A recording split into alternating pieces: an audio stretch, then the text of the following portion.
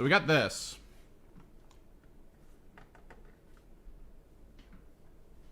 And we got 10 Raptors on the way. So hopefully we have everything we need for the Raptor kill team. And I think we're going to try to paint pretty standard. If we're going to OSL, it's only going to be the stuff in the jetpacks. The question is if... Is the picture in the release info, does it show the Raptor Lord having an axe? Or did it have a chainsword? Let me take a look at something. Raptor kill team.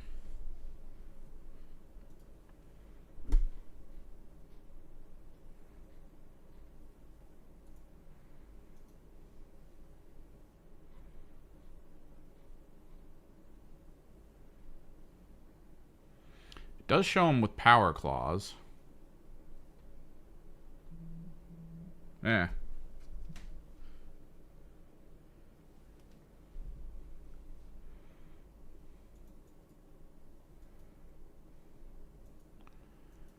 Slider Raptor. It shows the only Chaos Lord they have that they show is dual claw, but there might be a plasma pistol variant, so we are probably going to want to magnetize. The shoulder pads aren't really too different from just standard Chaos Space Marine shoulder pads. So I should have a lot of spares.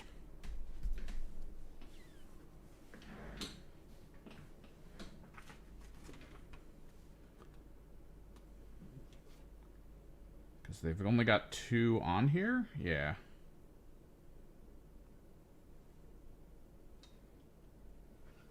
Stealth suits could be cool. We'll have to see. It's kind of a problem, though. I finally fought Canoptic for the first time. Like, I've been trying to get a game in against the newer team since everyone says they're broken, and I wanted to see what they were talking about. So I went up against a Canoptic player in, like, a test game on, like, Friday. Holy crap. Like, they're gonna win Worlds. One person at an upcoming tournament for me said that they're gonna be playing Canoptic. So, like, I don't think I can beat them. With any team that I pick, I don't think I can beat them. There's too much. It would be one thing if their insignificant units, like, couldn't do missions, but they can. Like, it's just this whole layer of, like, you're not gonna win.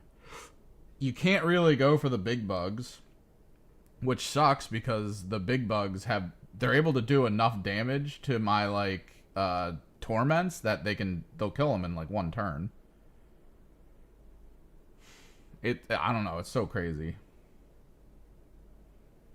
It's so crazy. We might try to magnetize this a little bit. Get this stuff all ready. We should have tiny magnets somewhere.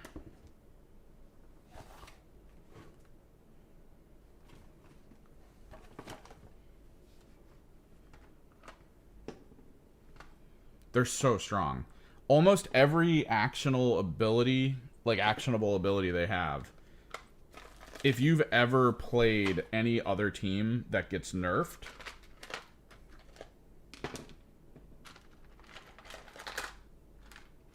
there we go.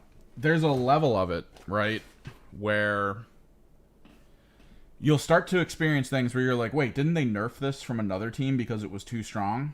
You'll feel that like 3 or 4 times while you're playing them, which means 3 or 4 of the big nerfed functions from other teams are in Canoptic as full-blown, like, it's the power that they have access to. They're so brutally good.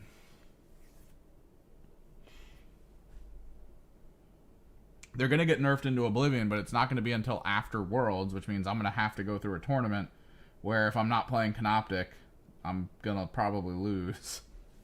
Let me go get my shoulder pads.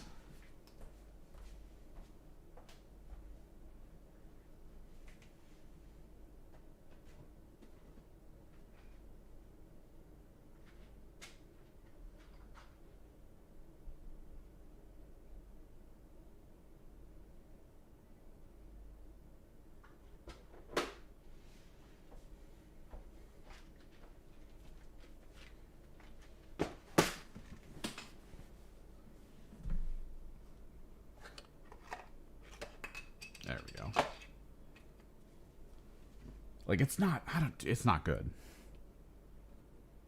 I'm so distressed as to, like, why they would think this kind of a thing was a good idea.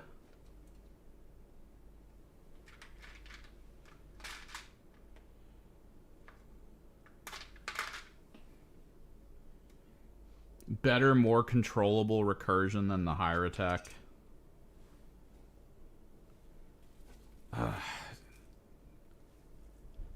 Their fodder units are almost as strong as like mid-tier good units from other armies. I mean, they get guns that are basically bolt guns with either blast or precision. It's so stupid.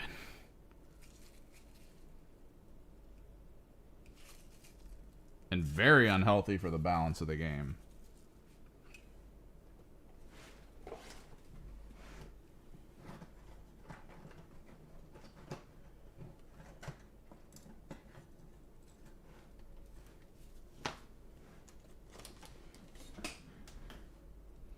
Hopefully to everyone on YouTube, the audio is fine. Apparently I had to click off track 2, but I can't right now. Because we're currently live.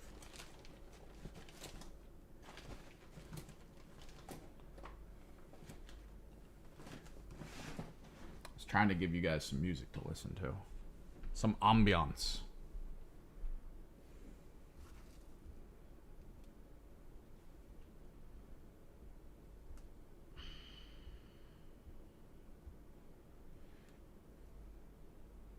Yeah, we'll have to see.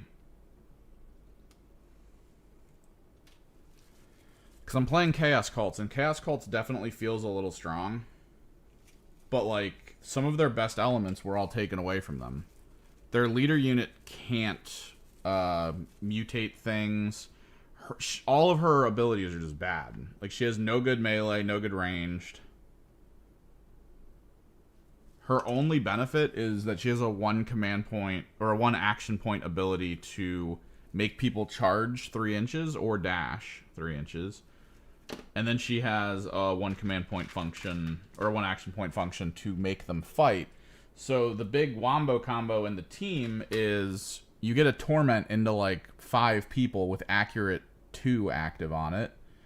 You then make it fight in its own combat, then make it fight again using a command point, and then you get your army lead close enough to it within 9 inches to then force it to fight a 3rd time. Like, that's the whole goal of the team in a nutshell.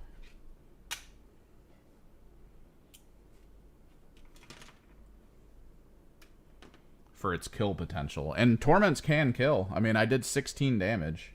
No, yeah, 3 fights for 1 unit. I did, like I said, I did 16 damage to one of the canoptic bugs. That was the most I could possibly pull off. That was like full power potential. Almost killed one of the big beetle mechs, like, right away. And by turn 3, it was back to full health. That is how utterly broken Canoptic is on its heels. It has an item where, like, as long as you're on your line, you get a heal when you activate. So you just keep your line on your army, and then you just heal, like, non-stop.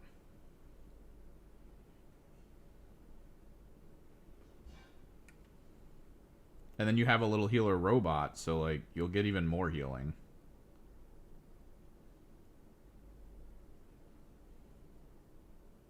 And it's not an insignificant heal. It's pretty good. That's crazy, man. Like I said, I don't know what they were thinking.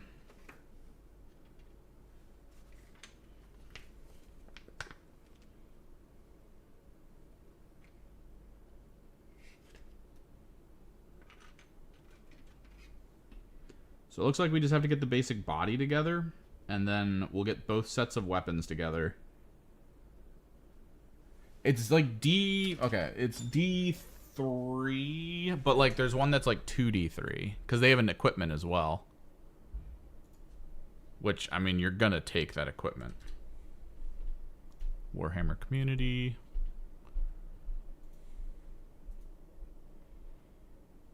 Also, a group of people near me are getting back into Underworlds, so I might hop back into Underworlds occasionally. One of them is going to try to get their hands on a set of cards that I've been looking for.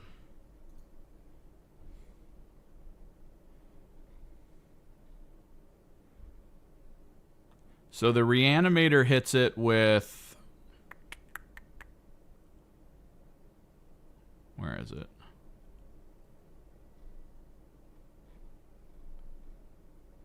So the Reanimator heals it for 3d3. Yeah. And then you also, on top of that, you have the equipment for an extra d3, which is far more healing than even the Hyrotech are able to pull off.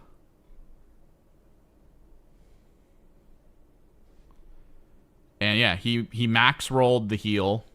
And then that's not even the crazy part, right? Like, the crazy part is you start looking at abilities, and there's level of stack damage that's just insane. That's completely tuned to make it so that teams like Horde teams that have low health and a lot of bodies are actually at a massive disadvantage. So when you look at the Geomancer's abilities, the Geomantic Disturbance, where you have to roll 2d6. Oh, he might have actually done this wrong. I don't know if that piece of terrain was within 8 inches of him.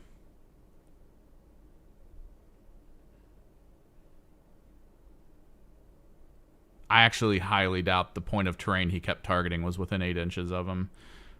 So this was probably a misplay by him. But yeah, you roll 2d6 for every single individual unit within 2 inches of a point you pick on a piece of terrain.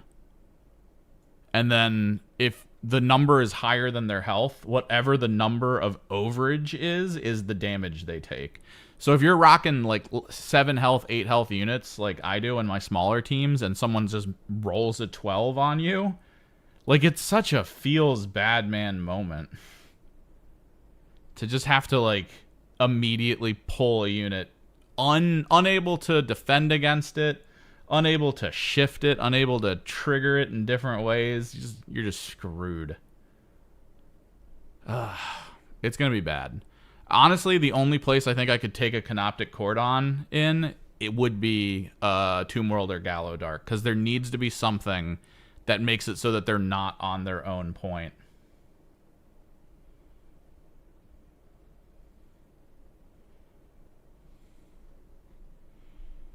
If it's in open terrain or Volcus, I'm screwed.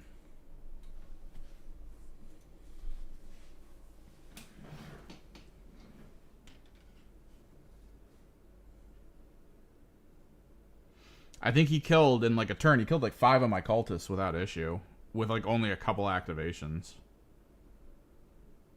My torments, like I said, they capped out at like 16 damage in one turn, and then immediately just didn't do anything anymore. They would just get chewed apart by the heavy attacks, or not even heavy attacks.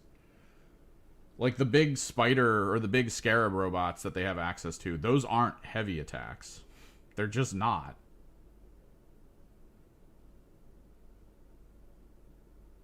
All right, where's the other there? Those are straight up normal attacks. So when they're in their node matrix, they can fall back and shoot, no problem. So obnoxious. Just every moment of that game was like, huh. Okay. Okay.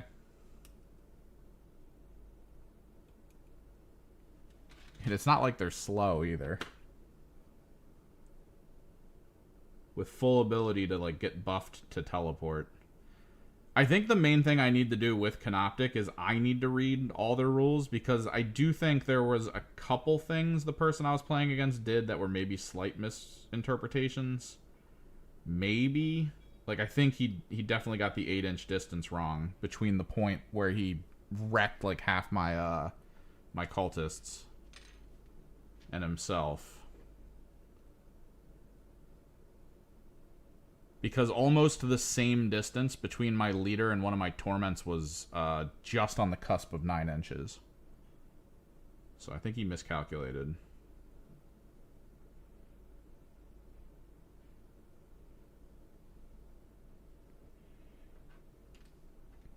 But, that being said, I gotta keep in mind that being on Matrix still requires visibility for a lot of stuff. What's up, Sour Life? We are prepping for... Let me zoom in a little bit. We are prepping for the Raptor kill team. They have a Chaos Lord with jetpack, so I'm trying to get one set up and magnetized. And then Wednesday, we're going to get the rest of the team. So we're going to have to actually put together, convert, and magnetize the entire rest of the team so we can paint it before the rules drop. That way we just have it on hand and can immediately start playing it. Also, is the audio all right? Currently, I'm apparently streaming 2 audio tracks. Do you have the music track going right now or no? Probably not. It's such a hassle getting YouTube to do anything right. But yeah, how's it going?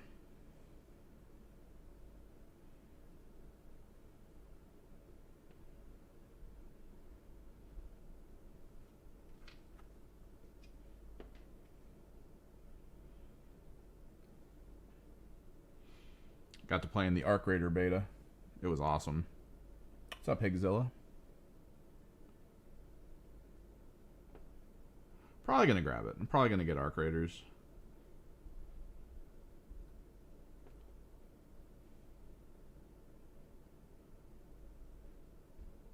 Some of the people that play in the kill team leagues near me seem to enjoy it, so might be able to find some people to play with. Games like that are always better. You don't hear it on Twitch or YouTube? There should be stuff on Twitch going.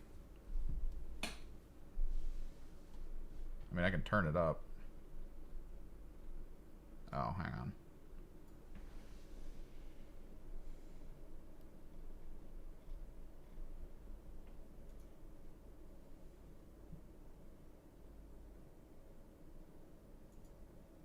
Well, I don't mind it being super low. Alright, YouTube music stuff is reactivated. I guess it wasn't in this scene.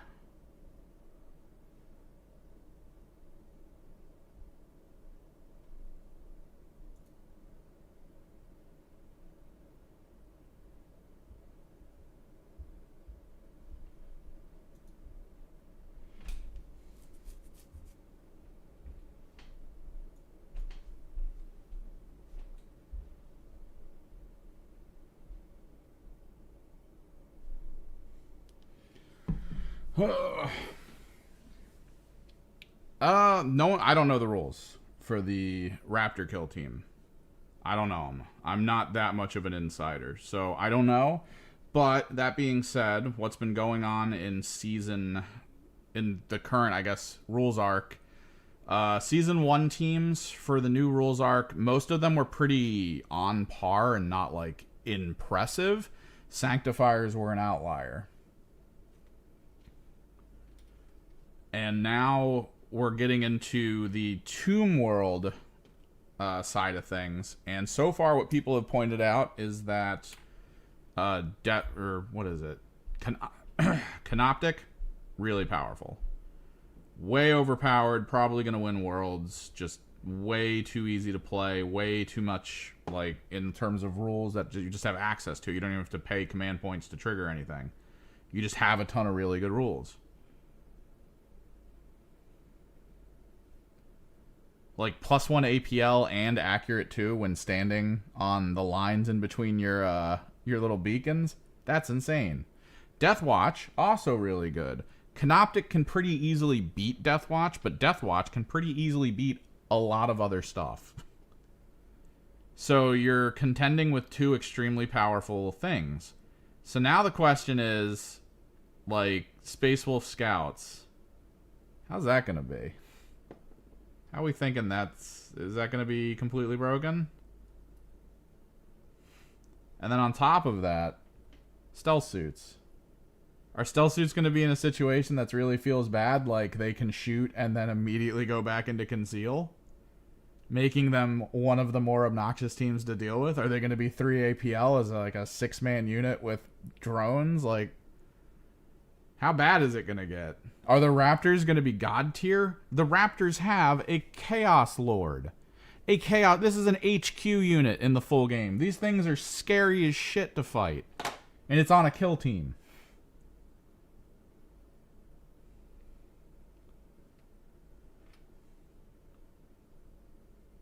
So how bad is it going to get for balance? I don't know. I have no clue. But it seems like season 2 of the new iteration of the rules is they're getting out there. They're doing some things.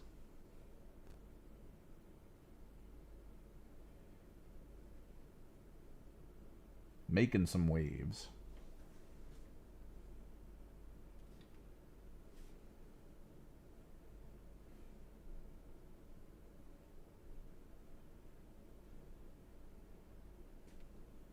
The assumption is that the Chaos Lord will be able to get put into the kill team, but at the cost of maybe like 1 Raptor. Which arguably will probably be a bad idea. Because even if they make this unit 4 APL somehow, I mean, you're still sacrificing 2 APL for just 1 guy.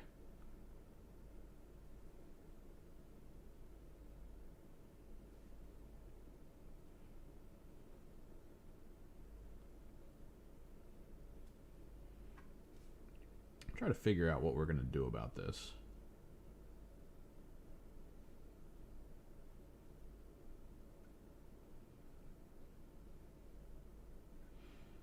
We might try to figure out... I've always wanted to do, like, watery bases. So to do, like, a thin layer or pool of water down here, and to make it look like it's rippling in the places where their jetpacks are, that might be pretty fun.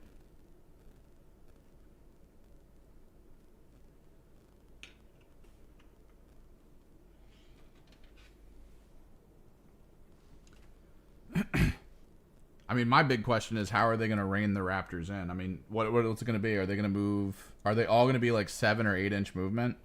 Are they all going to have fly? Like, are they going to have a form of uppy downy? Is there, because they have a warp talon, and that's the warp talon thing, is get a kill and uppy downy. Too many up in the air concepts with this army, or with this team rather. But I'm here for it. Also, what do you guys think we should do for the color scheme? I know a lot of people are probably thinking Night Lords, because that's the whole thing.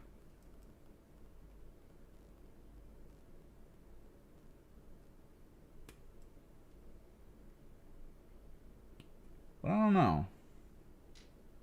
What if we did like an offbeat thing? Like a non-standard Raptor style paint scheme.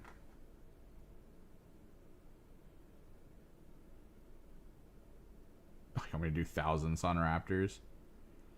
I mean, I've got the heads for it.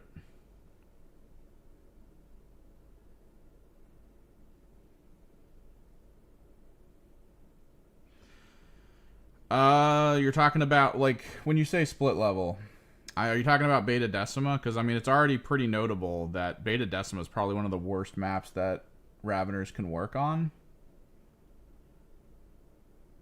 Just because you're only allowed to put the stuff on the kill team floor.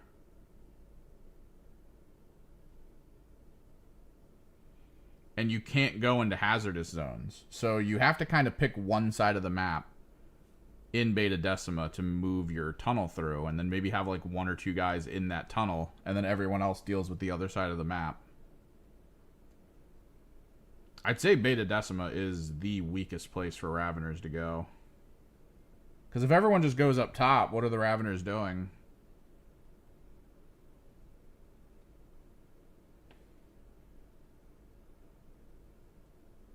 Are they trying to do an actual double layer map?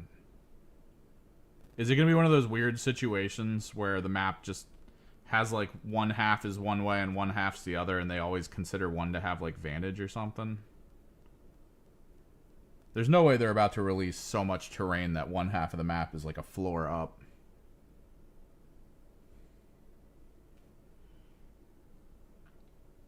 Next season has to be a forest. We've literally looped back to Gallo Dark with teleport pads.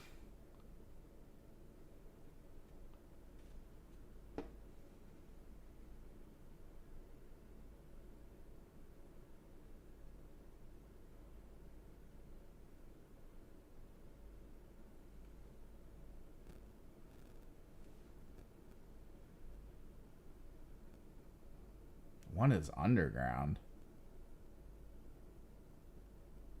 I don't know.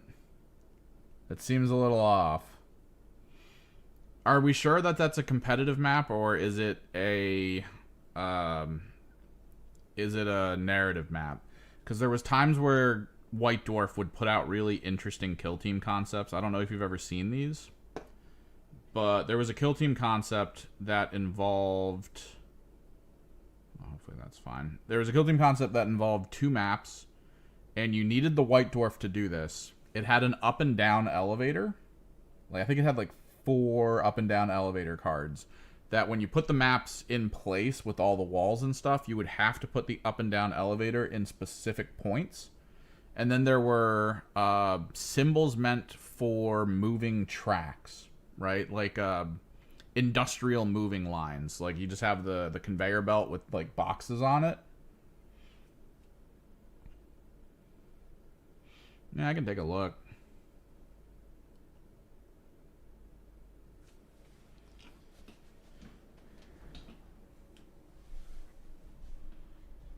But with those maps, you could only go between the maps if you went to the elevators. And then if you were on the conveyor belt between rounds, you would actually get moved because the conveyor belts were moving. So you could hop on a conveyor belt, shoot someone, and then get pulled to the other side of the wall in the following round. And have a box seal you off from anyone, like, seeing you. It was a pretty cool concept. It was just really, really in-depth for no reason. Oh. Oh, wait. Ooh, okay. Oh, I know why they're doing this. So... Focus, claustrophobic horde are divided into 2 smaller boards. Mission rules. Yeah, no, this is just for PvE. The Shadow Hunt dossier. It's mostly probably NPO. Or like non-competitive. It is a cool idea, though. You can see that the markers are there, like the numbered markers, that everyone was wondering why there were markers going to 4 for the box, but I'm guessing there's 4 possible pathways to go above and below the surface.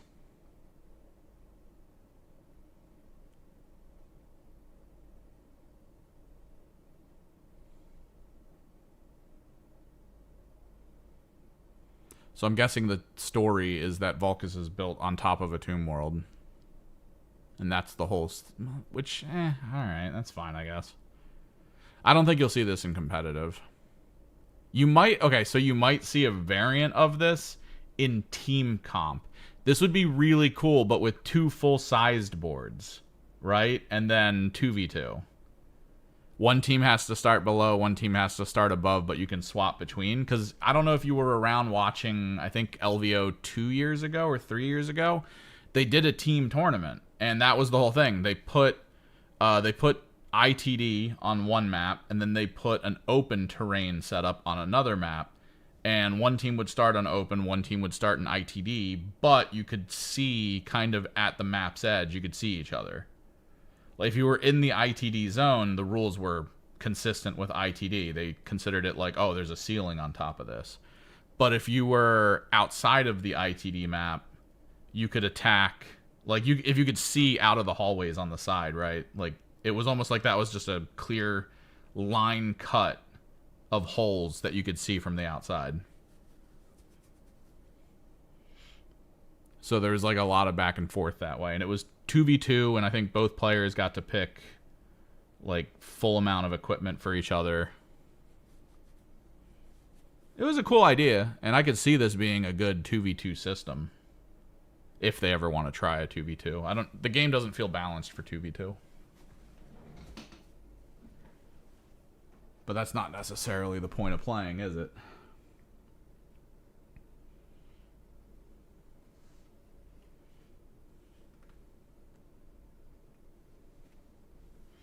But yeah, it's most likely just for NPO or special mini missions. Kind of like, where did you see the? I mean, the first book that came out had the big gun missions. Non-competitive, very specific maps. Oh, nice. The next narrative you do, I mean, after this comes out, it could give you all the information and tools you need to be able to, like, 2v2 with multiple maps on split surfaces. So that could be pretty fun. Having a team from below dominate so hard that they're able to get up behind one of the enemy teams from above. Wreak some havoc. I mean, that's so rife for good storytelling.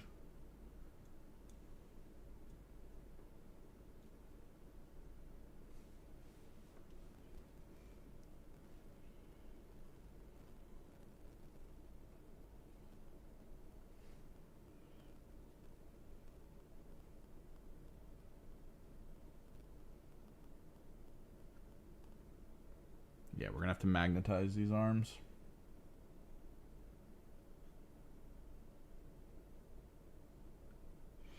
Didn't we bring that up a few days ago when we were going over Ravener rules? Because we assumed someone was going to play Raveners at the last tournament. I brought up that I thought the tunnels were the dumbest thing ever. That they don't really work the way they should. At most, I see it more as like a defensive option than anything else. The ability to like slowly move forward and then get out if you need to. But you don't really get to play until turn 3, and that's kind of crazy to me. I'm surprised they didn't make it so that the tunnels were able to increase in their distance per turn or something. Like, it just didn't feel right. Yeah.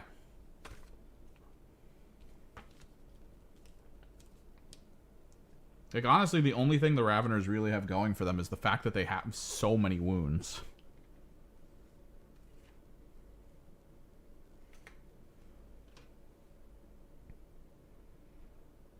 Oh, Jesus. Yeah, no, you were screwed off the get-go. 6 boards. If you're going to tinker with the kill team rules like that, you're going to need to tinker with them for everyone. You're going to have to look at teams that require specific board sizes. Because between you and the Tempestus Aquilans, that's got to not be fun.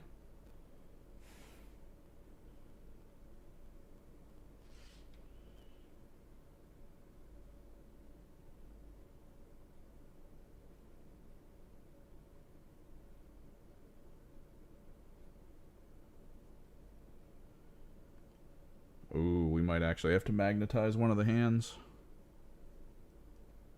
That kind of sucks.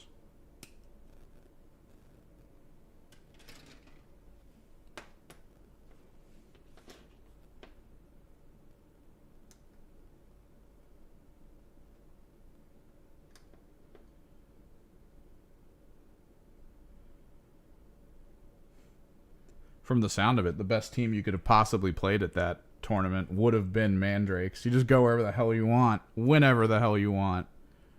Oh, the Mandrake Playground. Oh no, both Lightning Claws do have full arms. I think we're good. Chainsword might be an issue. Or the sword.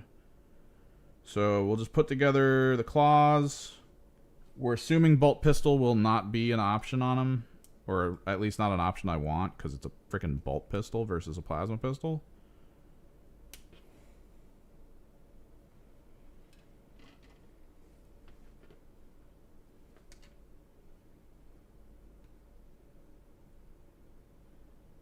It's still nothing for Mandrakes, man. 2 turns, I'll be 48 inches.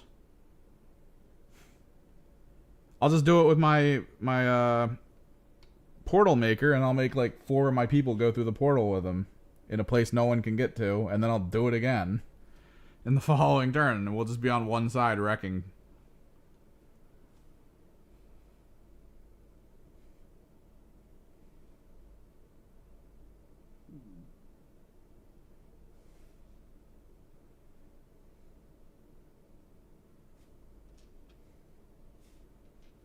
That sucks, though.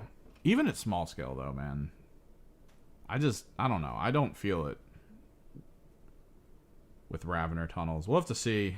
I don't think anyone said they were playing Raveners at this next round either.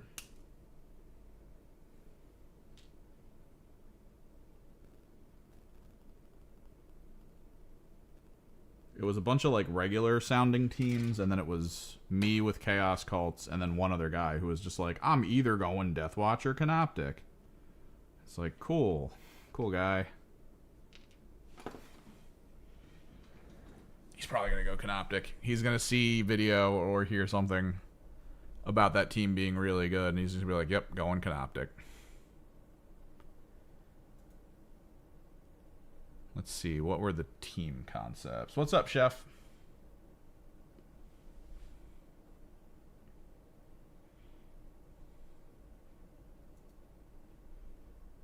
Let's see what the signups were.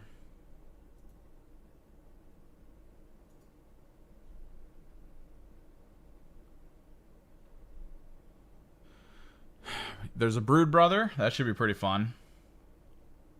Me as Chaos Cult. There's a person thinking either Battle Clade or Rekka, which either could be really fun. The Canoptic or Deathwatch, which, god damn it. Hyrotech Circle, which has been nerfed into the floor, so it should actually be enjoyable to fight. Someone's doing Corsair Void Scar. I think I know the person. There's a Hand of the Archon, which could be really cool. Or Tempestus. I'm guessing Aquilans. And then Felgors. Someone's actually bringing Felgors. I'm wondering if it's the person I talked about for the Felgors. Because someone was asking what I thought like a pretty good underrated team would be. And I was like, if you do it right, Felgors could be crazy. What'd you paint? What'd you paint? Is it a minifigure from a known company, or do you get you dabble in any of like the fun 3D models and stuff?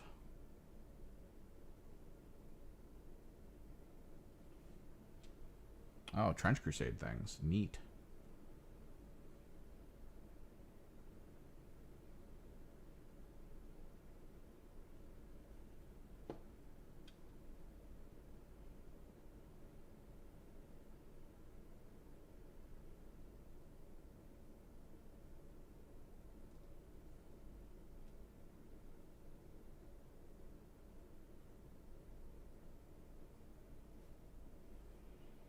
To make sure all the magnets we put in this are properly aligned.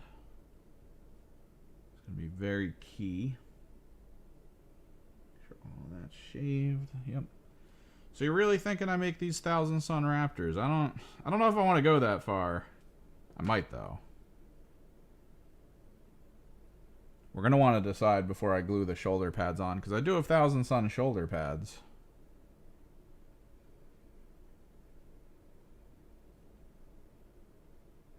I don't know, man. Now I'm thinking about it. Like, Worlds comes and goes. Warp Coven is now out. Oh, I already have Iron Warrior Legionaries, though. But if Warp Coven goes, and I'm still rocking like 1,000 Suns Raptor team, that could be pretty cool. I was more thinking about, like, just a weird color scheme, right?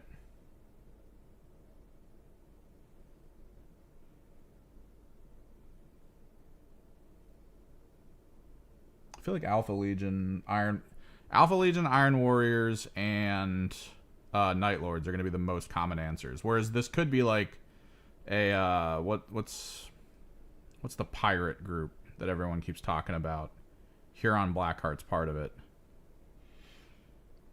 Do you think the people that make Trench Crusade have a foot fetish if everyone's wearing bare feet? Could be possible. Yeah, Red Corsairs. We could do Red Corsairs. It's... What is that? It's red black? Or is it red silver? Red silver is word bearers, right? What the hell color is Red Corsairs?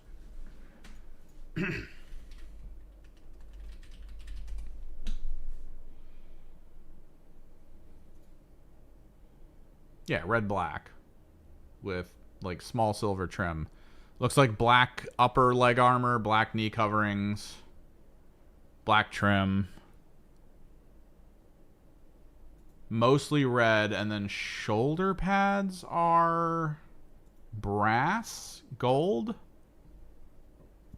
No, they're just more black.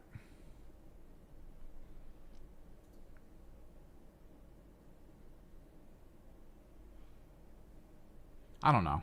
Every time I see an army that's like, our color scheme is red and black, my first thought is, ooh, super edgy of you, sir. So, like, I don't... Let me do lesser known Chaos Warbands. 40k.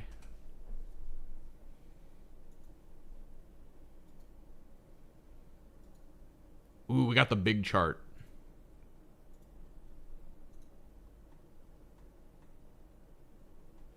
I could have swore there was a World Eater color scheme that was green.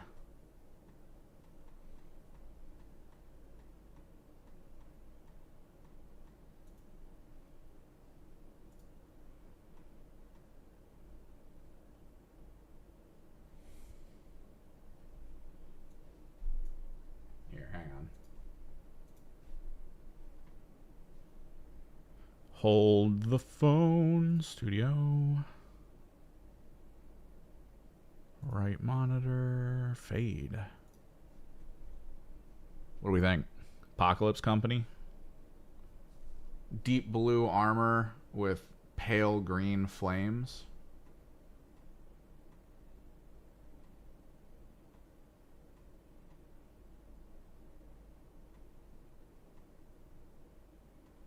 Children of Pregatos. Knights of Blood. Same old red-black concept.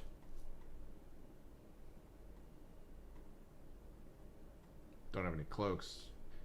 Angels of Ecstasy, we could do straight flesh color. With white helmets. Flesh color, black trim. I mean, you're already cringing, right, looking at it? It's super disgusting looking.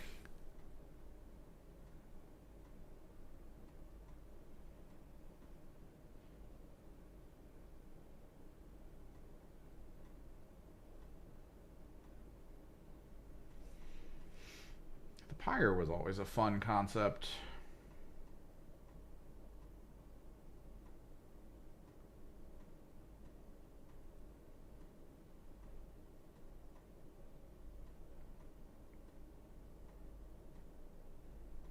God, word bearers have so many non-known about systems.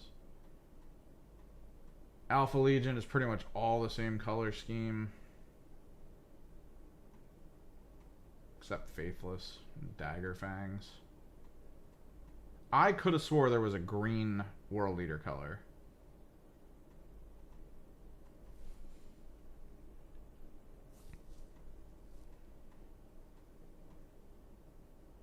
Could do a reflected ones. Nice blue and silver. I've got the helmets. Because we have all the sorcerer helmets.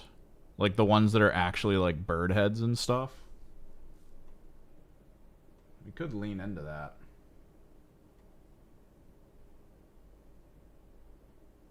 Or the blue trim with gold interior.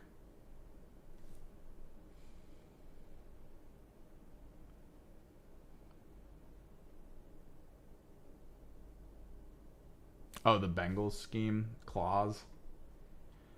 So, yeah, Pyre. Yeah, you're talking about the Claws of Lorik. It's so stupid looking. Easy to do. Not the worst, actually. Because it's similar to the hazard striping. You just have to have a black surface and have like a really nice opaque white color. And then you just make black and white tiger stripes and then hit this whole surface with an orange contrast. The black doesn't change. The black is just like, yeah, I'm still black. And then the white just goes like, here's orange with like a lot of cool surface difference. So it actually looks really cool. So just black and silver tigers coming across the field as giant raptors. Could be funny. What's up here? Oh, the Iron Warrior combos. Amp Children. This is the craziest shit to paint. And I don't know why you would want to do it to yourself. To have to paint.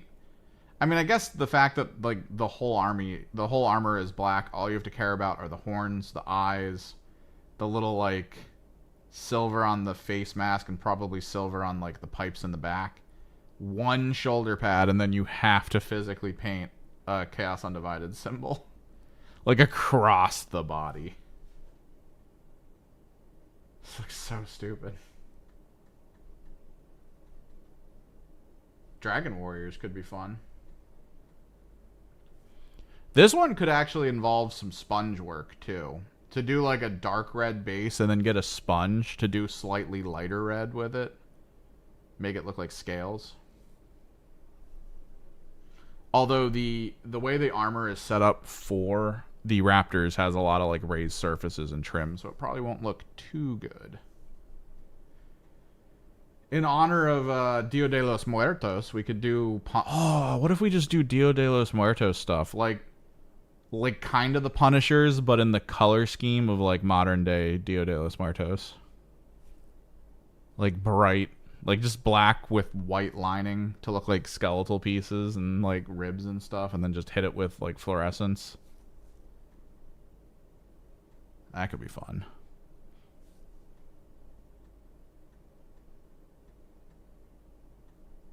I don't know. Before I put the heads on, we're going to want to decide whether I actually want 1,000 Suns them, though.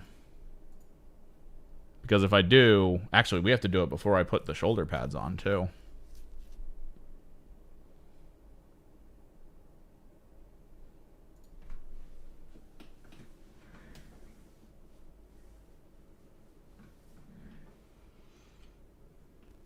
So let's at least get the claws together, and then we can magnetize. And then we'll try to make the decision.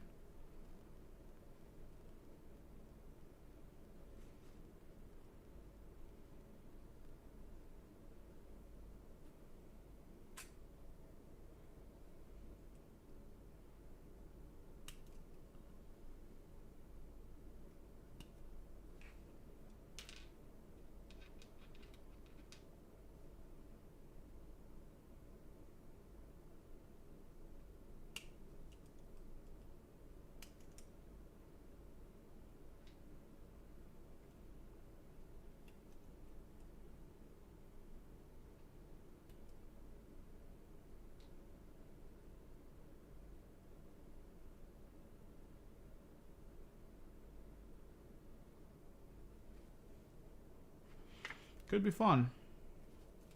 Alright, which armor goes to what? 14 goes to that. So I'm guessing 16 to that side.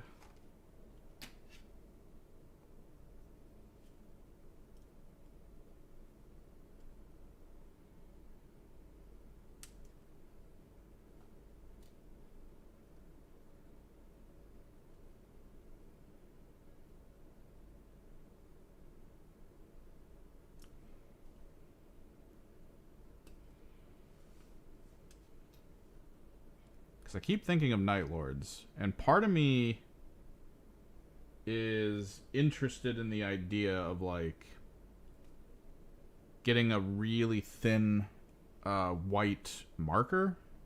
Like, I don't know if you've seen Posca pens. I don't know if I can find one thin enough. The idea was to attempt to do all, like, the lightning lines with it.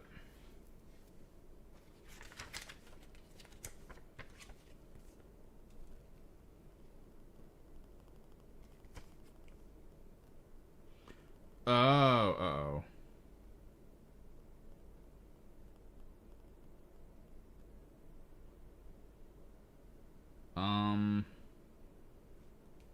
so we're in with a shot at this unit having access to a power fist.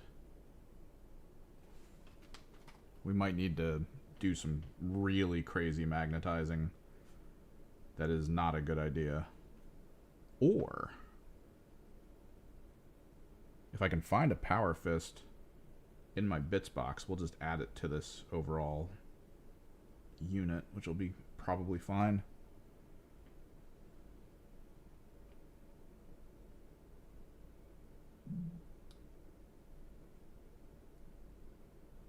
I mean, worst case scenario, you're not going to be able to Power Fist and dual Lightning Claw. So I could just attach a Lightning Claw to the Plasma Pistol build and be like, consider it a Power Fist. So it's like not the worst.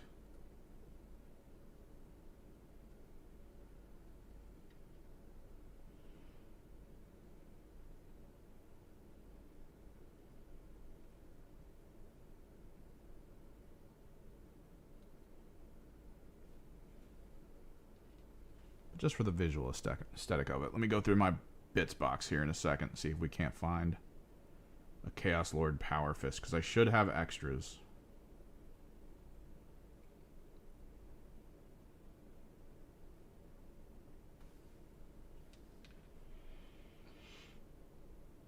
Always buy, if you're ever getting into 40k or any tabletop hobby miniature game that involves miniatures that come with multiple different possible builds and things, invest in a box of like just organizational stuff, like a hobby box or tackle box or something. Whenever you're done building your squads, quickly snap out every component, all of it, that you have left over. And just organize it to the best of your ability, because you never know when you're going to need this stuff.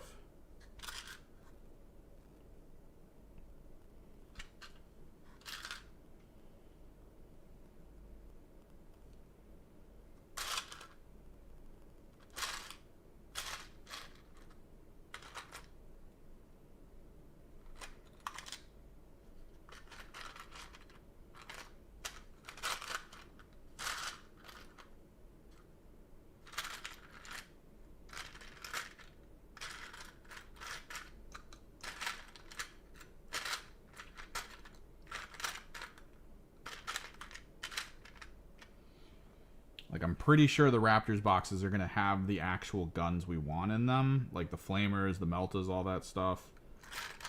But if I was trying to mono box build, I have enough stuff in here that I could take one guy and then make him a medium weapon specialist where you just swap the gun out. But we did buy 2 boxes of Raptors, so I am getting 10 total Raptors to play with for what's most likely going to be a 6-man team.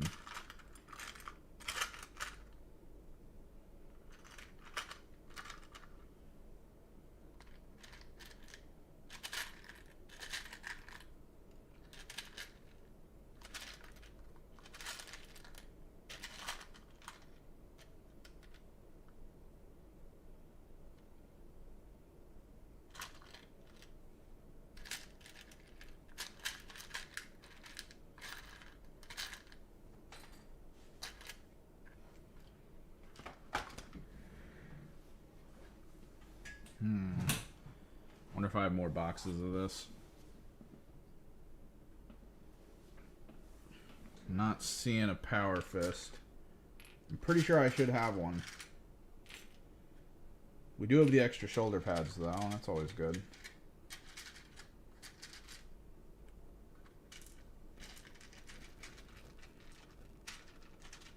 Grab some of those.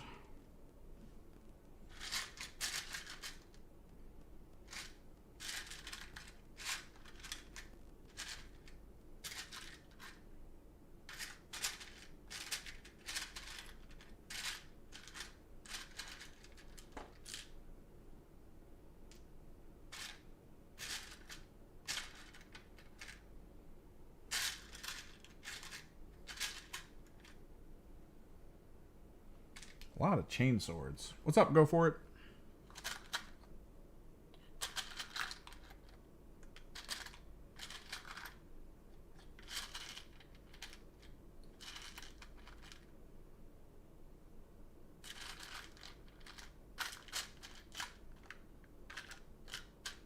Probably gonna have to check my giant-sized unorganized box.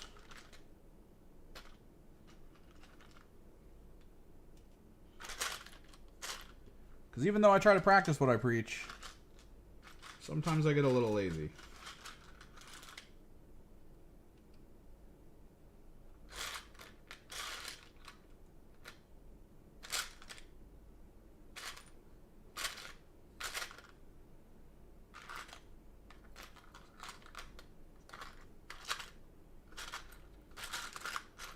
Also, were Power Fists not a thing in Havoc squads? Because that's like the bulk of my parts right now, is Havoc squads.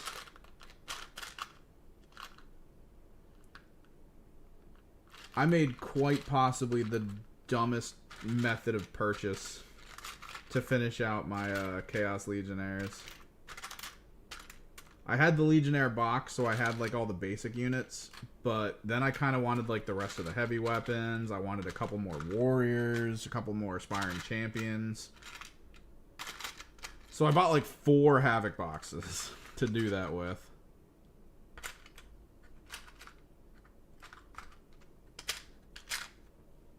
Which also meant I had to buy a bunch of 32 mil bases because Havocs were on like 40s.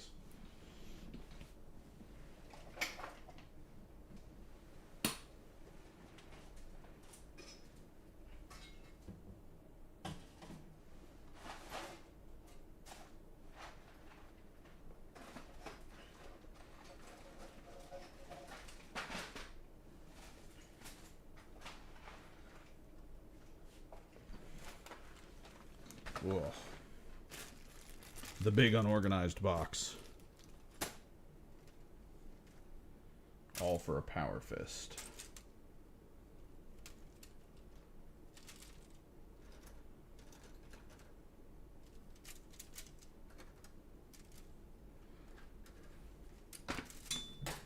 Yeah, what you up to? Go for it.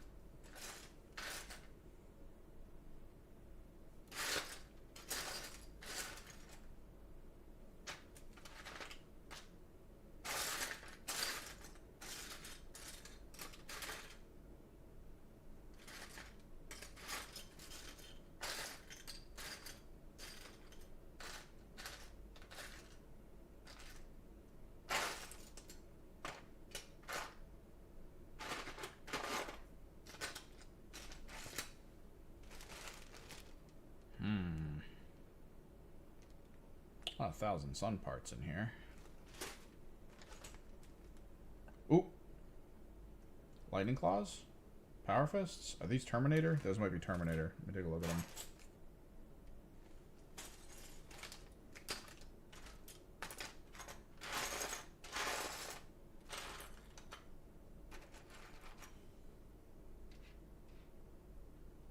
Oh, we might have a use for the AOS Demon Prince back components.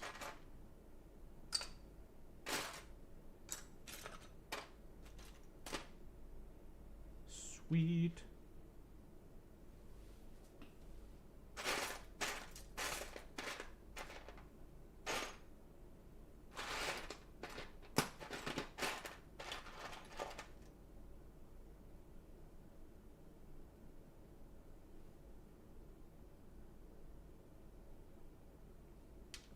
All right, we're working up conversion ideas now, apparently.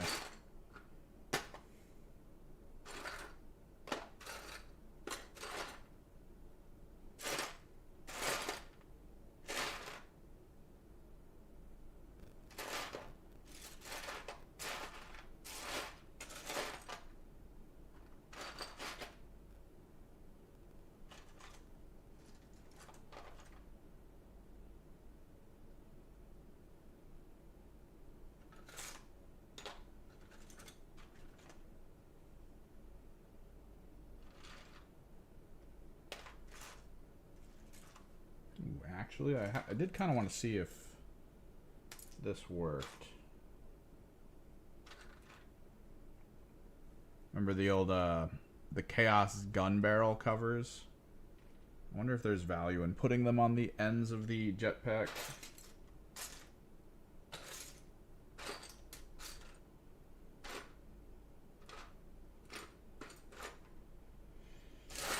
On first glance, it's probably not going to look that good, but I kind of want to know.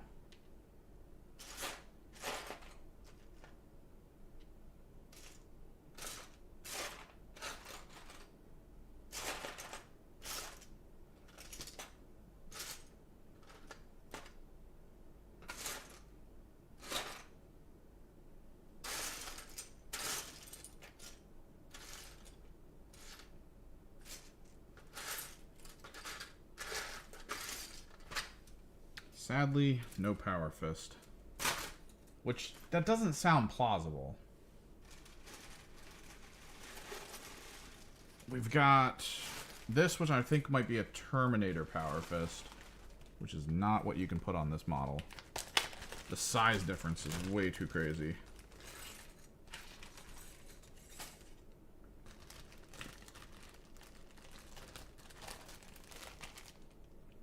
Yeah, this is Terminator.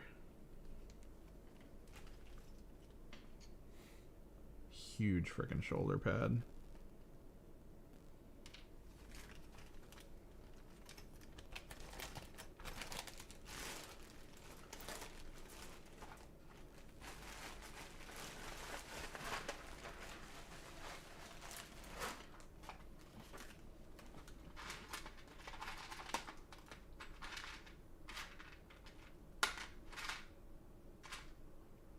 We do one last glance over on my the boxes that I've got. Make sure I didn't miss anything.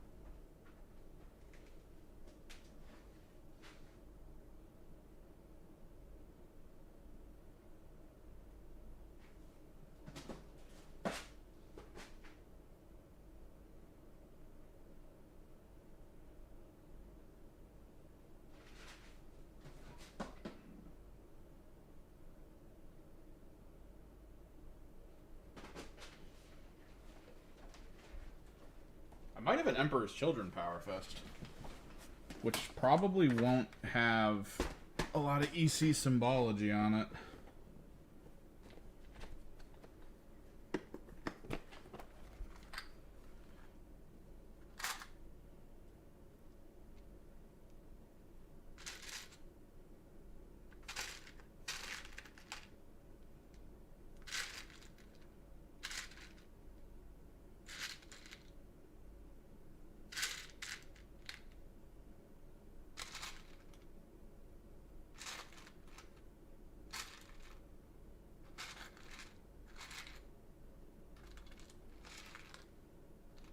I do have a lot of EC shoulder pads. I think I use most of the symbol pads though, so we can't really like lean into the possibility of EC Raptors.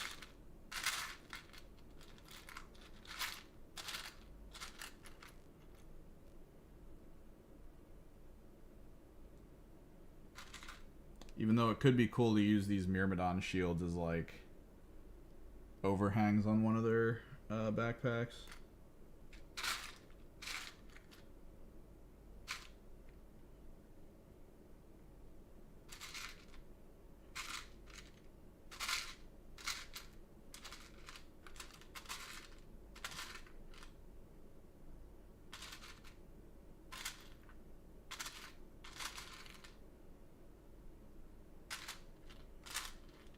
I gotta have at least two of them.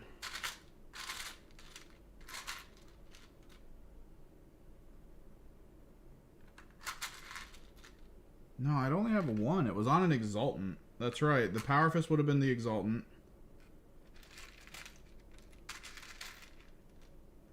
I didn't use it on the Exultant, so it has to be in here.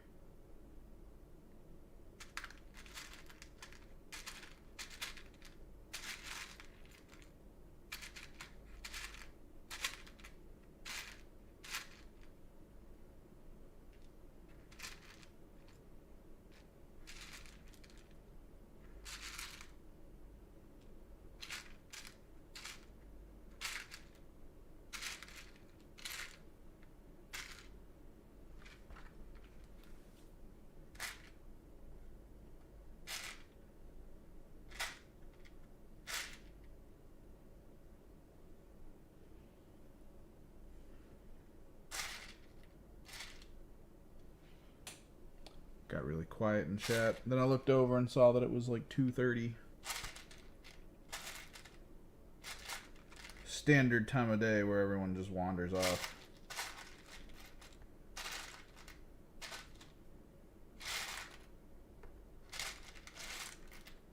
Found the noise pistols.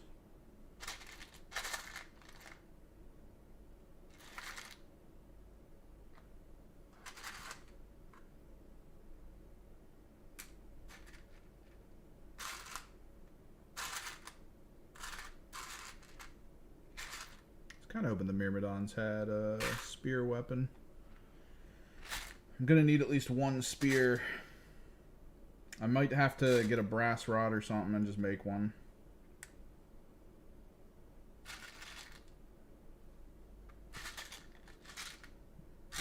A lot of melta-guns. Some plasma guns.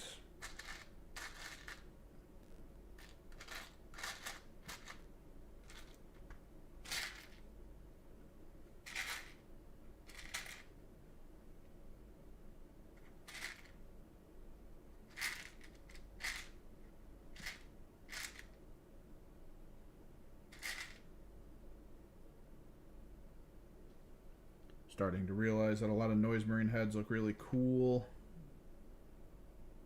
There's a Screamer variant Raptor, like one that's supposed to look like he's covered in speakers. We might actually pull from these Emperor's Children parts to kind of like push that feeling. Not seeing the Power Fist though.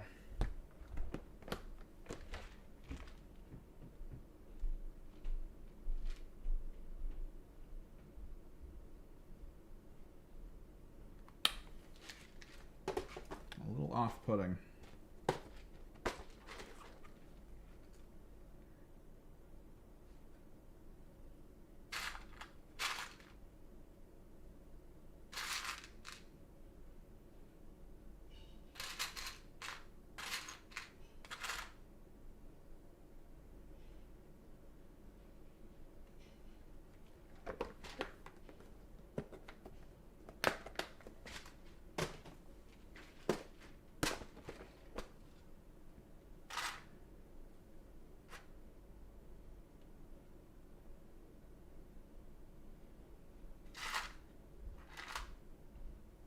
Got a big ass chain fist.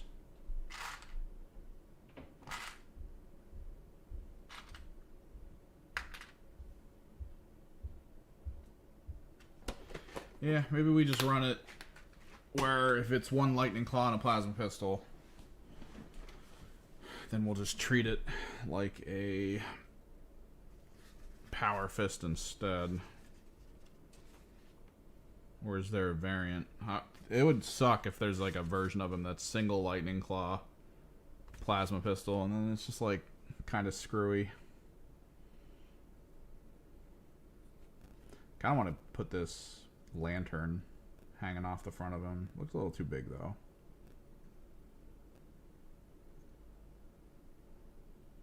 Eh.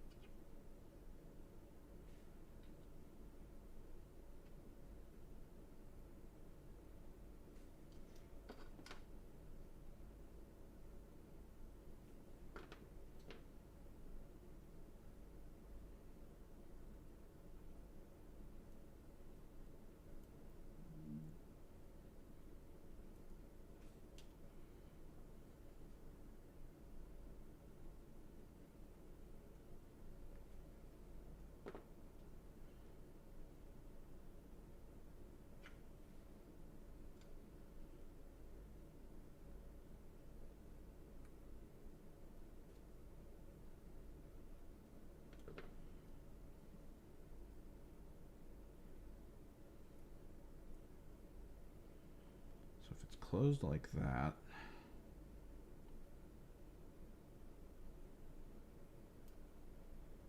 I don't know. This feels like one of those situations where the fingers are just too small to really want to put a magnet in them. We've got tiny magnets, but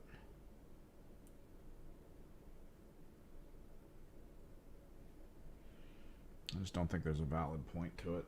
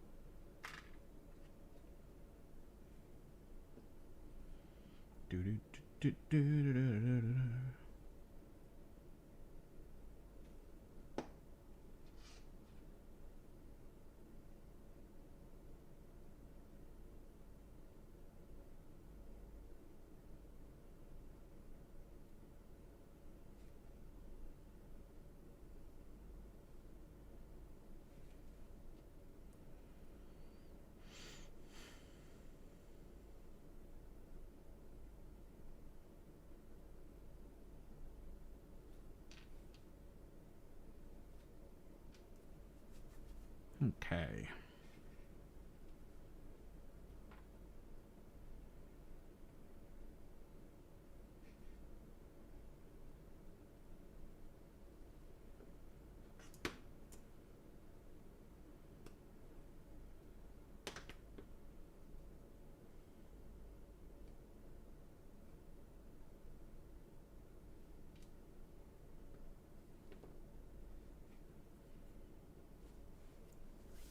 Let's get the drill out.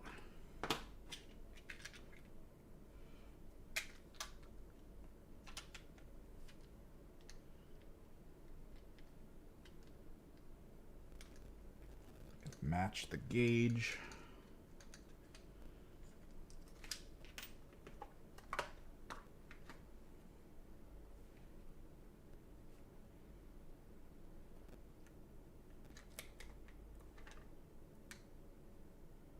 Let's use, I think... Do you want to use big ones for this? Maybe.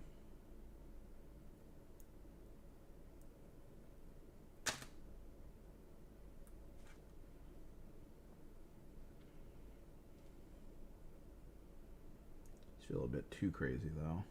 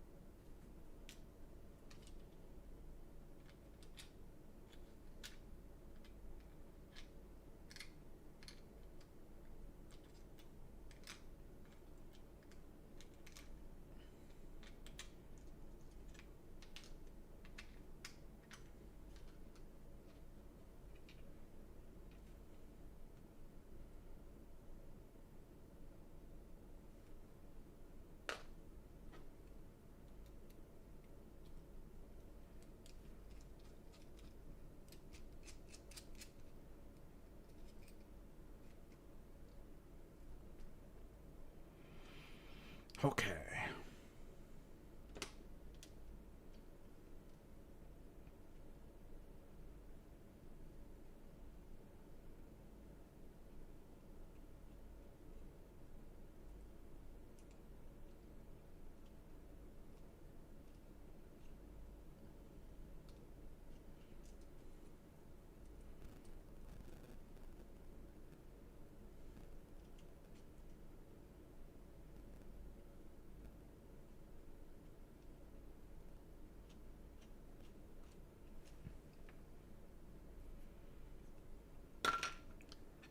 Should we also bore out the barrels of our guns? I know I've started doing that recently.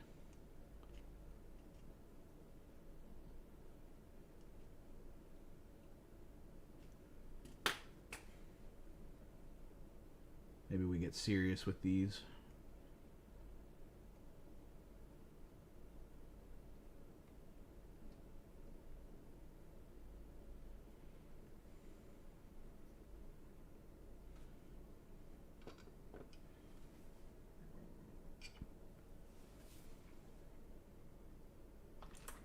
Alright, probably gonna need a little super glue. But best bet is to probably figure out how to get a little bit of like this very serious crazy glue in there.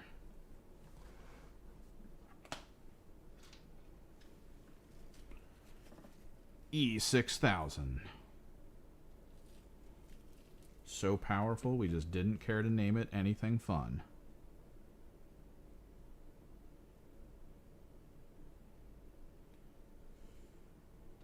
Uh-oh.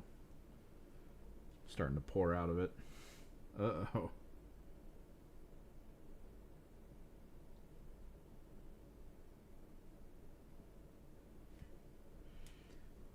Give that a second. Get a little super glue in there as well with it. Double up.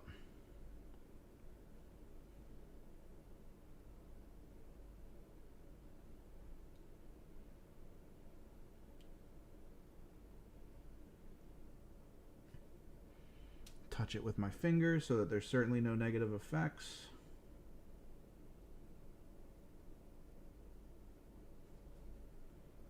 And let it dry for a little bit.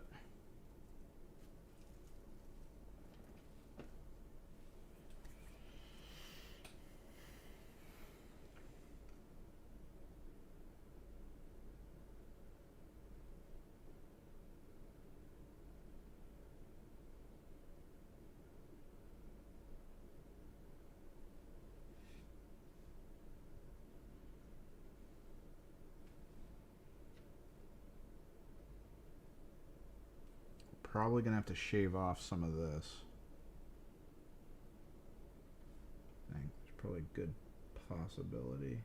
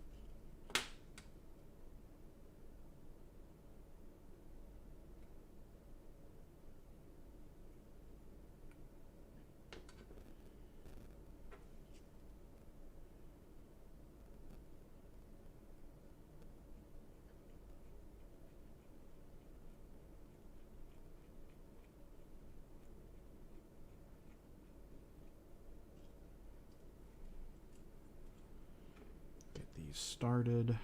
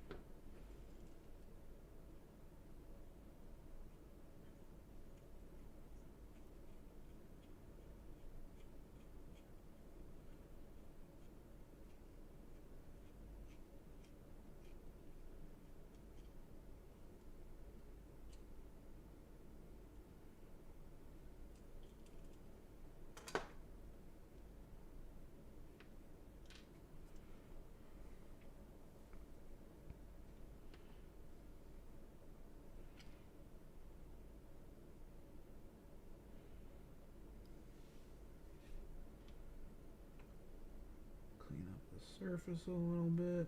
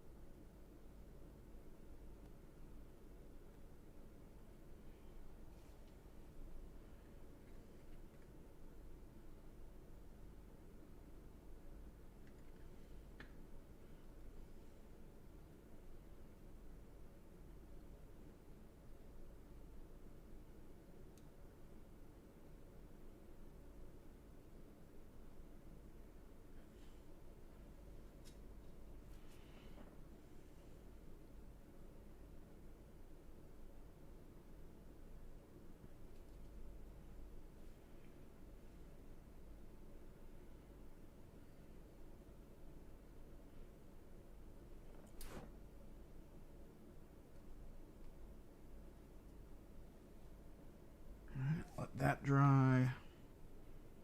Coming together all right.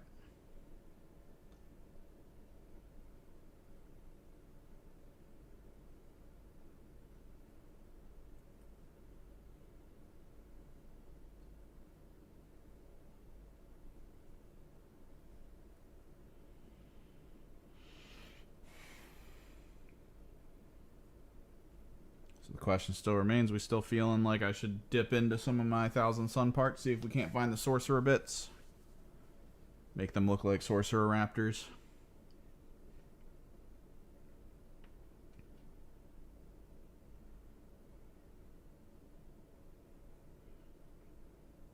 We're going to stick with good old-fashioned Chaos Space Marines.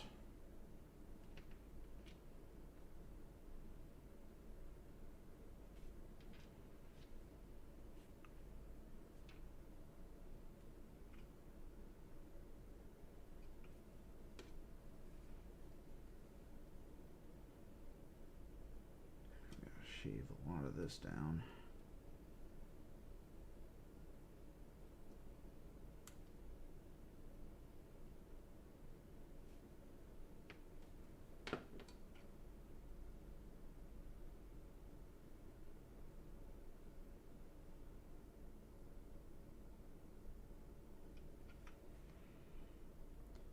If you leave a little bit of it in there, it'll help kind of line up and support the magnetic connection,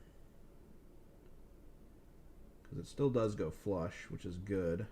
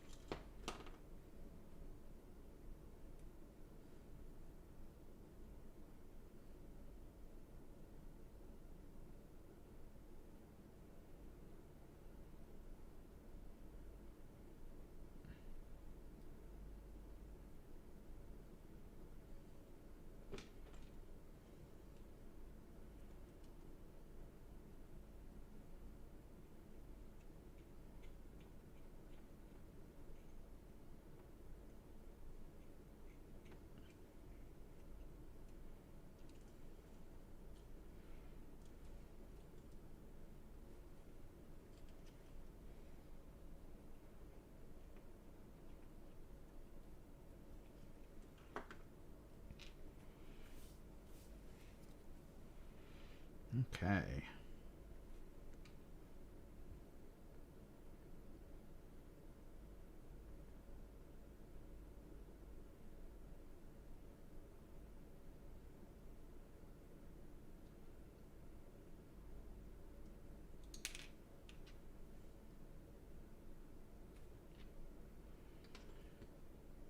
Main problem with E6000 is it does kind of inflate as it dries.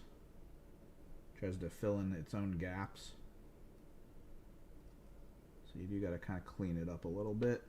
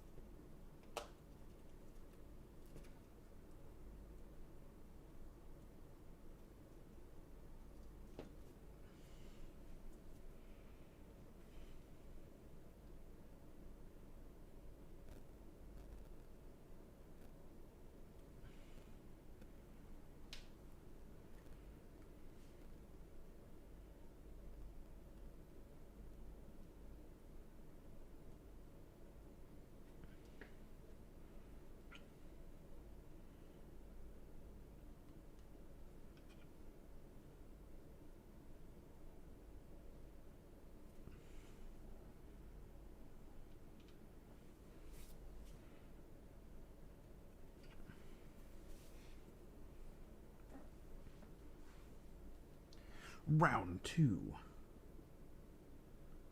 That one's good.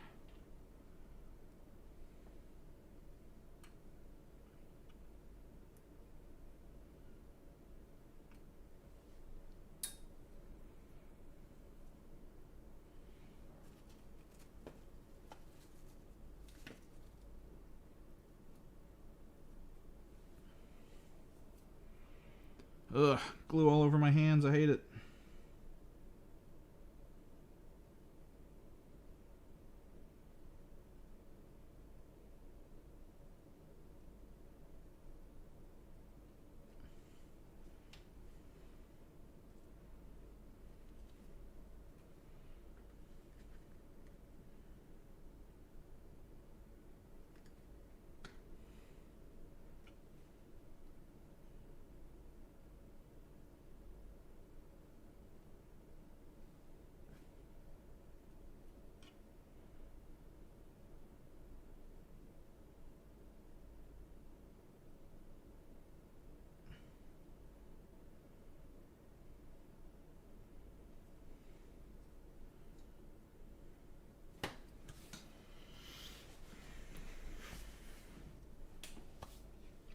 Not bad.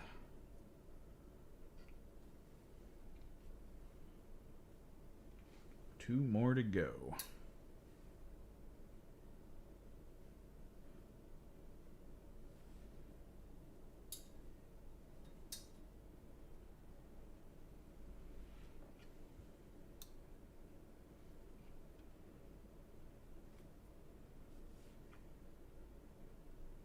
Good.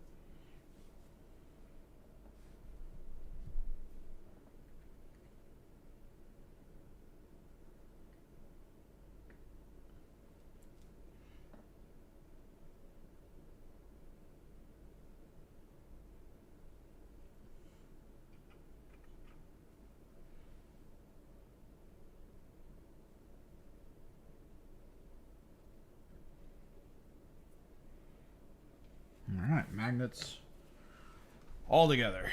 Now my fingers are sticky in ways that I hate. Excellent.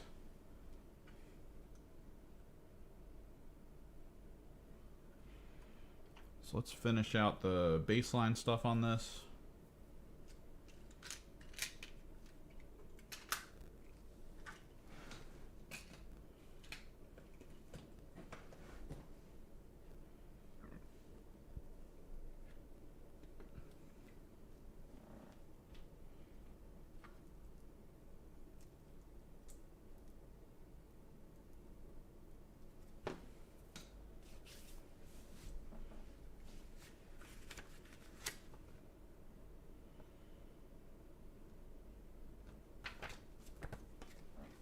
Booster pack. Time is at 3 o'clock.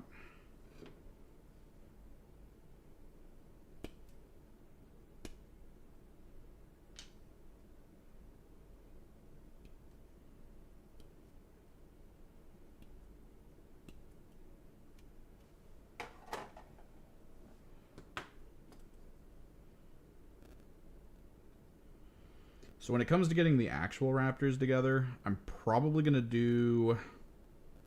We're going to try to make like one of each of the specialists, right? Like the Sonic Specialist, the Spear Wielder, the two-handed weapons guy. But what I'm most likely going to do is once I get to the Medium Gunner, I'm going to magnetize the Medium Gunner, because I can't imagine they're going to let us use more than one. Like, that's probably not going to happen. That being said, this should open us up to getting, like, 5 warriors. We're also going to need to magnetize the champion to have a couple different options. Most likely. Like, he's probably going to have a power sword, probably some lightning claws. It's going to be, like, a basic blend of stuff.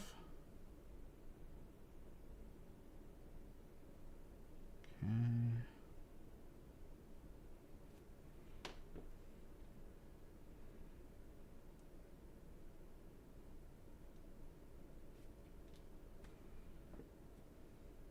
So we'll probably have to magnetize the champion, the medium gunners.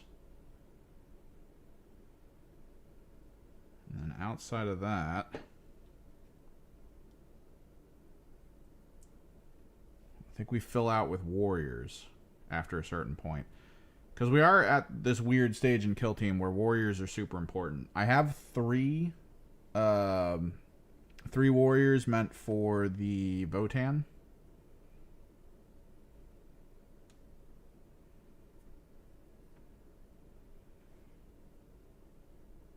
And their warriors are kind of required, which is weird because they have like 20 specialists and not enough slots on the team to fill that.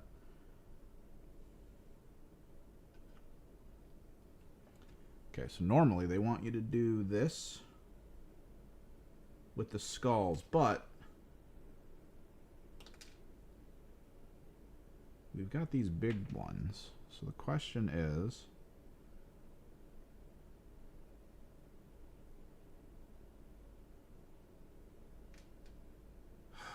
I've been trying to find something to do with these Demon Prince connectors for quite a while now.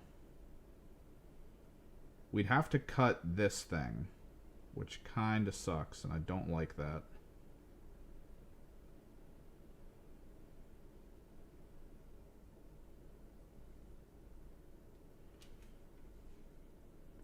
This wood looks so much cooler.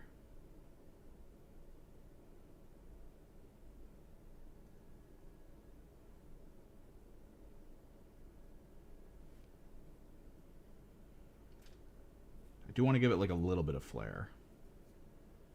Also, let me check something.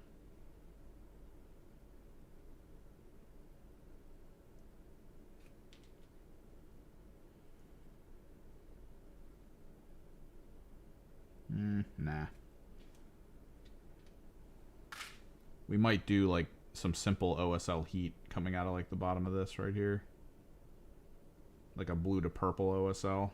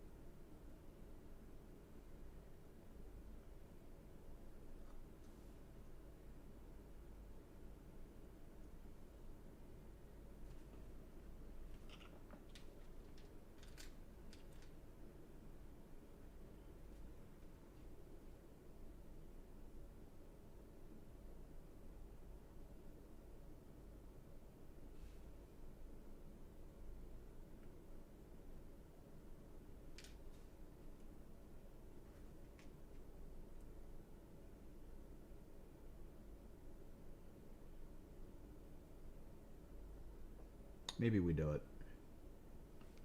We're gonna have to be very exacting, though.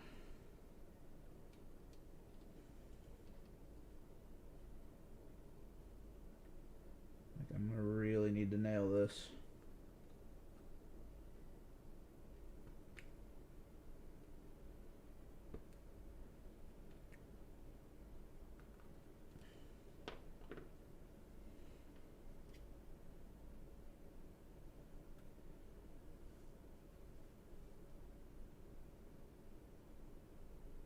Maybe we use the Tamiya.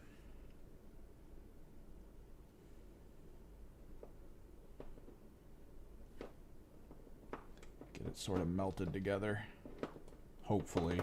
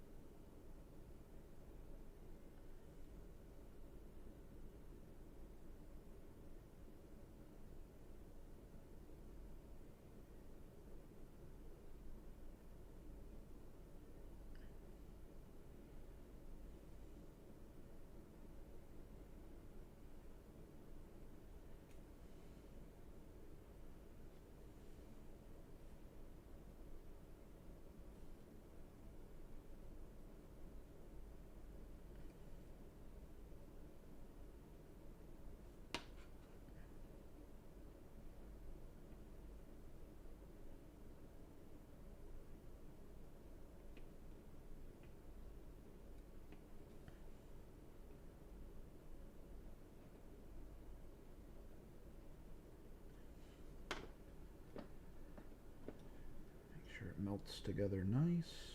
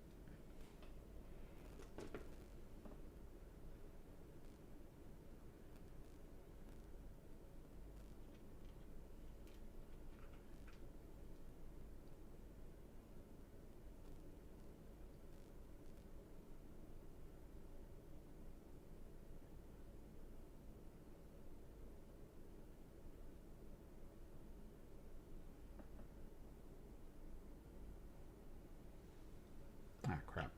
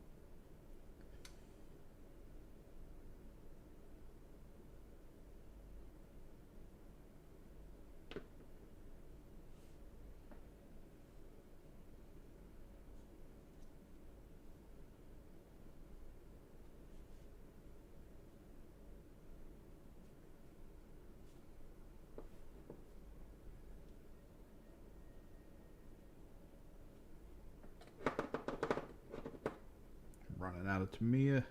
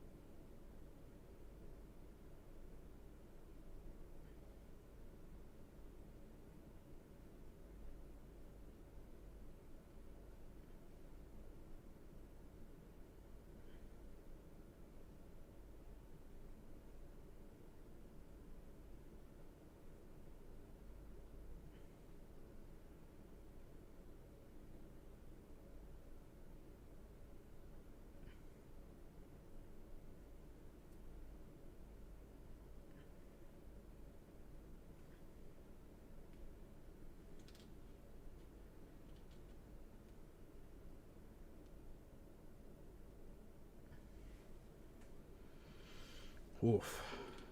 Gotta let that dry.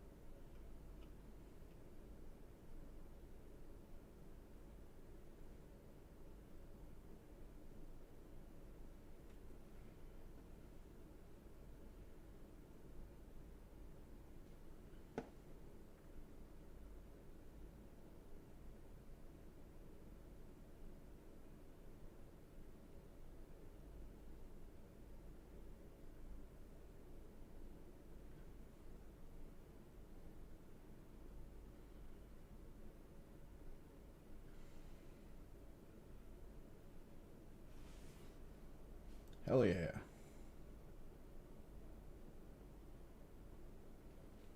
Demon Prince trophy rack.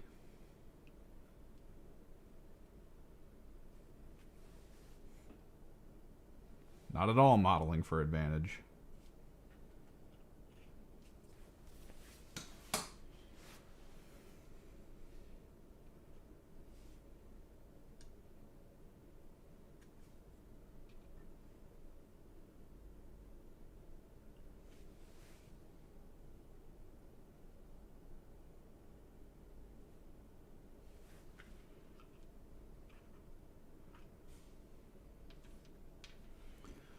All right, so final thoughts.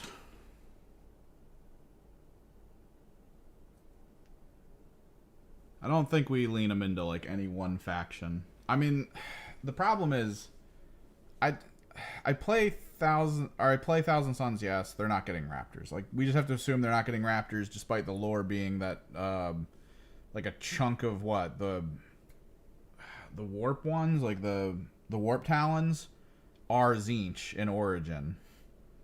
But, alright, like, they're not going to do that.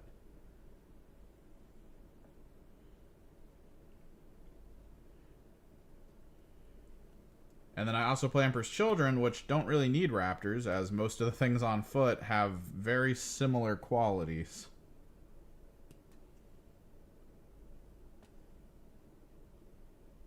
So this is probably just going to end up being a one-off team. We're going to have to just pick a fun paint scheme, I guess, for them.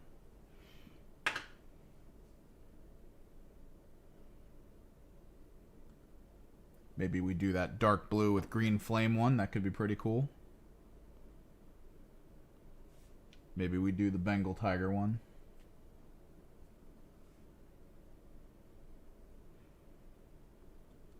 Or maybe I just go off the rails and we make our own color scheme with like a burgundy or something.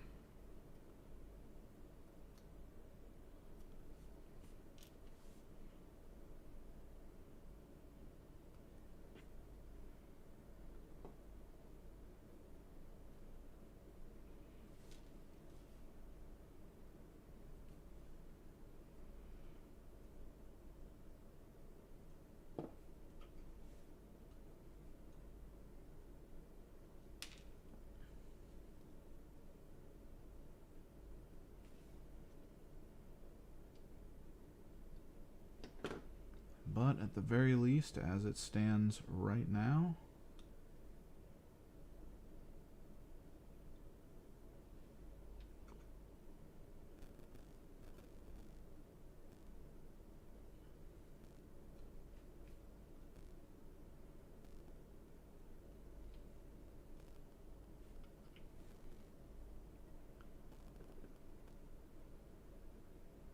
we'll just finish him off with regular parts. Cause I can't think of, like, if I have a specialty head or something that might look cooler. I don't really think we do. We're going to have to go through the Emperor's Children parts to see if we can find some components for sound. That way we can make the Screecher.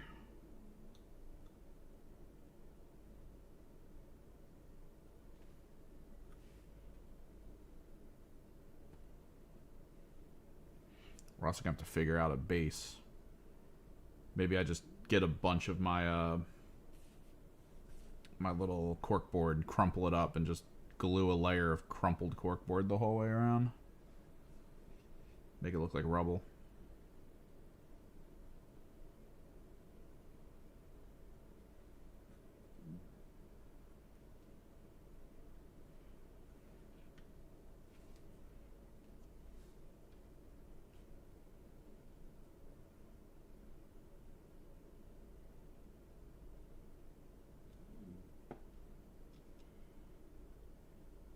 Plasma pistol.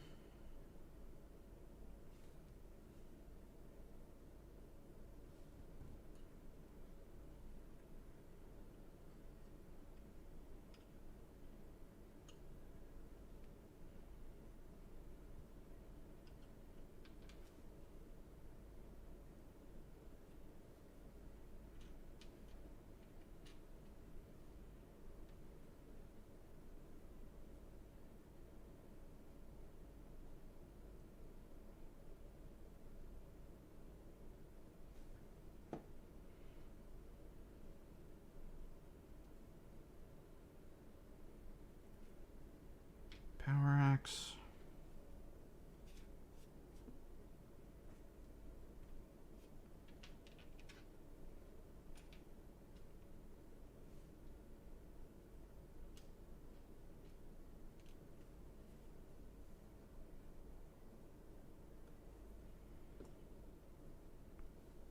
An arm that we could run as a lightning claw or just call it a power fist if I'm not running dual lightning claws.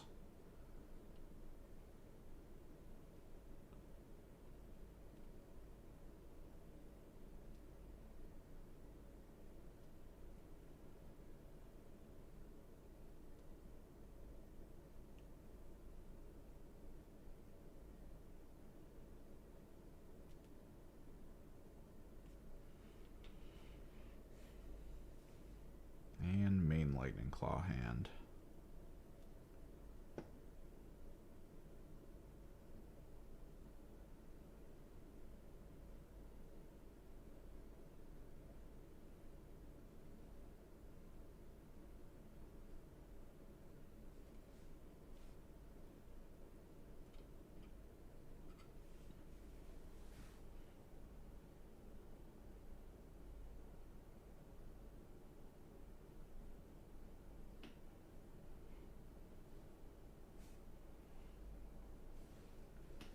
Hang on.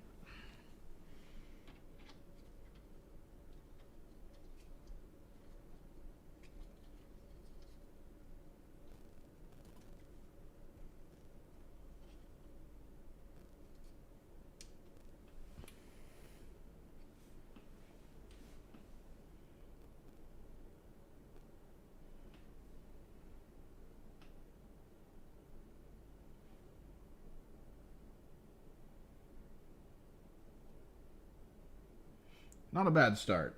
Again, we've got 10 more of them coming by Wednesday.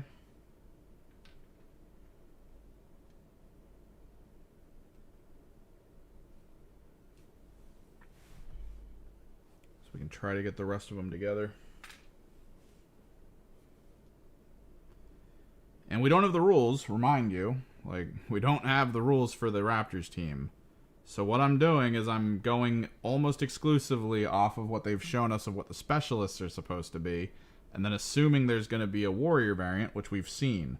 The question is whether or not the warp talons are also considered a warrior variant. That's kind of the big thing for me right now. I have enough shoulder pads and I've got a good bit of magnets, so we could technically make a bunch of blank warriors and then have the warp talon claws and the pistol and sword combo so that we can kind of go between them based on what they have access to. But yeah, it kind of sucks not knowing exactly what's coming.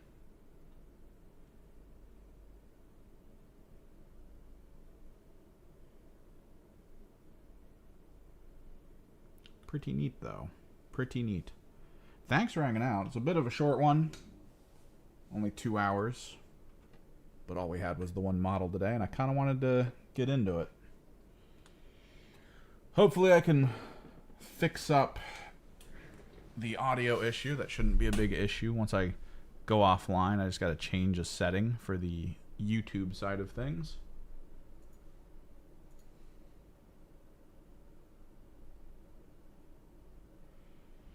And yeah, until next time, guys, later.